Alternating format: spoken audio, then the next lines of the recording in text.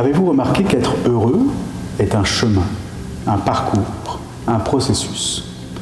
Nous ne pouvons pas vraiment dire que nous naissons heureux, tellement les premiers mois et années de notre vie sont orientés d'abord et avant tout vers la survie. Néanmoins, au fil du temps, nous désirons être heureux dans la vie, comme si nous étions habités de cette intuition que nous avons un droit au bonheur, comme si c'était un élan naturel.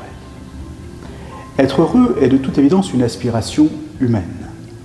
Une fois que le contexte de notre vie, de la société dans laquelle nous vivons, couplé à nos choix personnels, nous permettent de nous éloigner de la douleur, voire de la souffrance, nous tendons naturellement vers l'expérience d'une joie de vivre, d'un équilibre en mouvement, d'une félicité ressentie dans notre quotidien.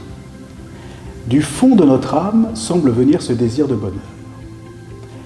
Mais c'est de toute évidence un chemin ardu, un Graal à conquérir.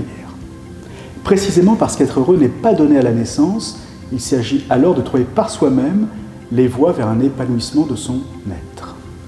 Et cela n'a rien d'évident. Cela suppose d'apprendre à se connaître soi-même, puis à s'accepter soi-même, à réussir à échouer tout au long de notre vie, à apprendre constamment, à garder l'esprit ouvert, à ne pas s'encrouter dans un confort trop facile et trop sécurisant, de développer un esprit d'aventure. Ce long chemin, semé d'embûches, demande détermination, persévérance, patience et humilité. Autrement dit, le bonheur ne se laisse pas conquérir facilement, loin s'en faut.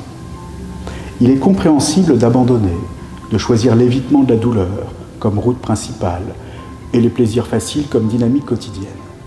Mais en bout de ligne, quel épanouissement, quelle fierté personnelle et quel apprentissage de la vie réelle en tirons-nous? Un sentiment d'être passé à côté de sa vie, de ne pas avoir véritablement vécu, d'avoir goûté à certains délices mais sans joie profonde. Alors où en êtes-vous dans votre chemin vers le vrai bonheur?